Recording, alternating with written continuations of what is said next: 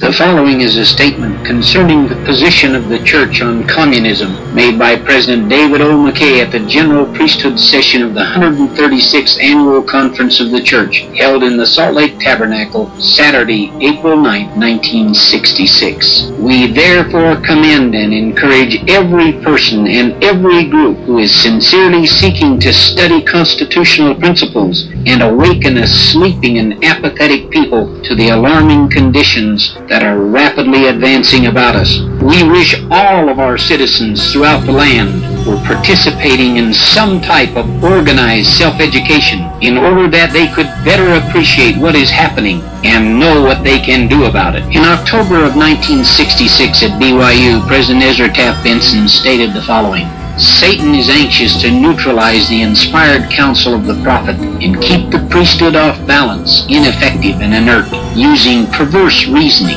For example, he will argue, there is no need to get involved in the fight for freedom. All you need to do is live the gospel. This is a contradiction, because we cannot fully live the gospel and not be involved in the fight for freedom. Our position on freedom helped get us to this earth, and it will make the difference as to whether we get back home or not. President Benson has given us the word of the Lord as to the existence of a secret combination that has control over this nation and the entire world, and is increasing its control. President Woodrow Wilson, speaking of the secret combination, he said, and I quote, "There is a power so organized, so subtle, so watchful, so interlocked, so complete, so pervasive that prudent men better not speak above their breath when they speak in condemnation of it." Also speaking of it, Winston Churchill said the following, and I quote, "From the days of Spartacus Weishaupt,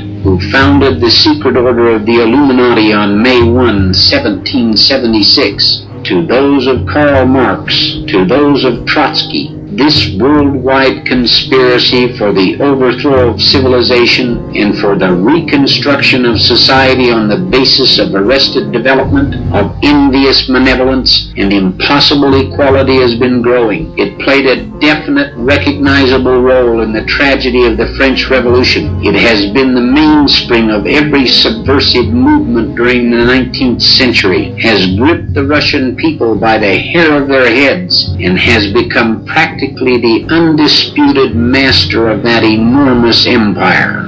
We recognize that this combination must be multifaceted to be able to have such control. To control money, it must be involved in banking. President Thomas Jefferson warned, "The system of banking is a blot left in our constitutions, which, if not covered, will end in their destruction. I sincerely believe that banking institutions are more dangerous than standing armies, and that the principle of spending money to be paid by posterity is but swindling futurity on a large scale." And again he said, "If the American people ever allow private banks to control the issue of their money, first by inflation and then by deflation, the banks and corporations that will grow up around them will deprive the people of their property until their children will wake up homeless on the continent their fathers conquered."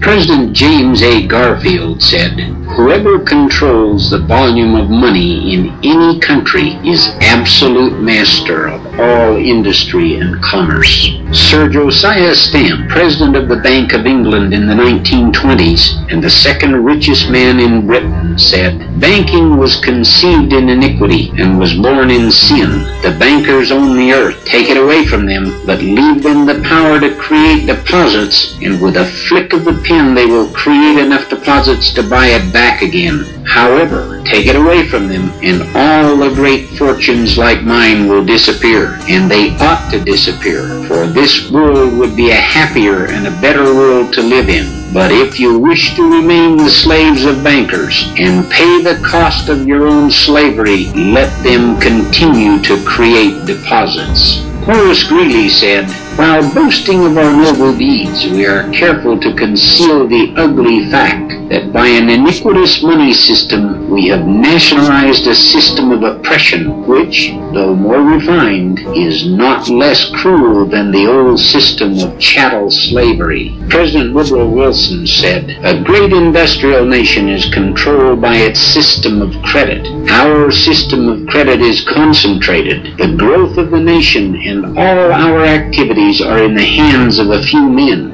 We have come to be one of the worst ruled, one of the most completely controlled and dominated governments in the world. No longer a government of free opinion, no longer a government by conviction and vote of the majority, but a government by the opinion and duress of small groups of dominant men." Just before he died, Wilson is reported to have stated to friends that he had been, quote, "deceived.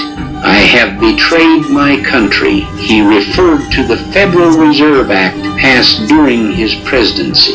From Robert H. Hemphill, credit manager of Federal Reserve Bank, Atlanta, Georgia, we get this. "This is a staggering thought. We are completely dependent on the commercial banks. Someone has to borrow every dollar we have in circulation, cash or credit. If the banks create ample synthetic money, we are prosperous. If not, we starve.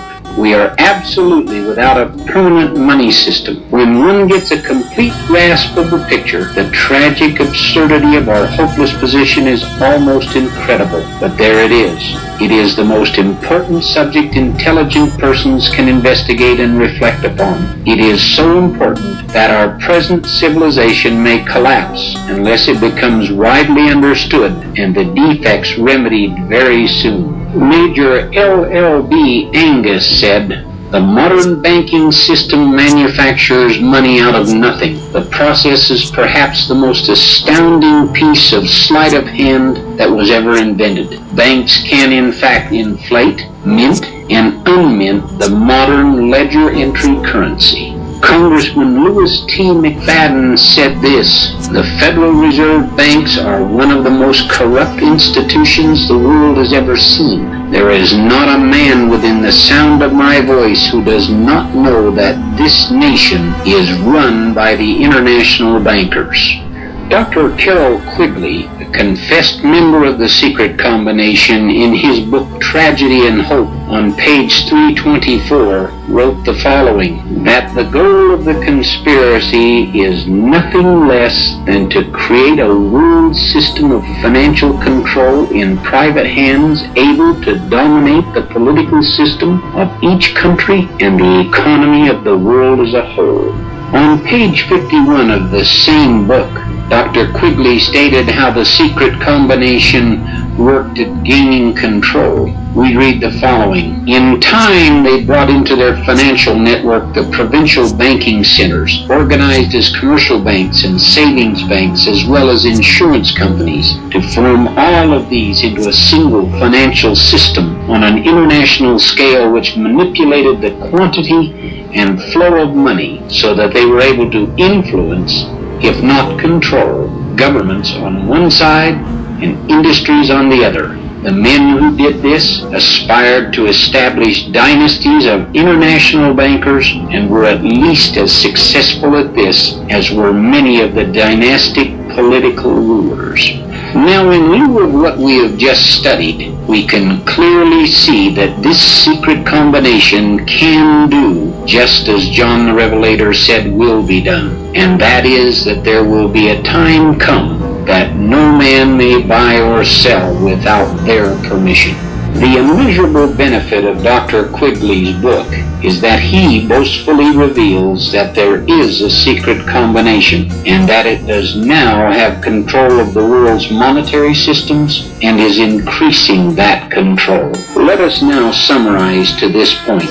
Number one, we have been told by the prophet President Ezra Taft Benson that there is a secret combination and that it seeks the overthrow of all nations, kindreds, and tongues.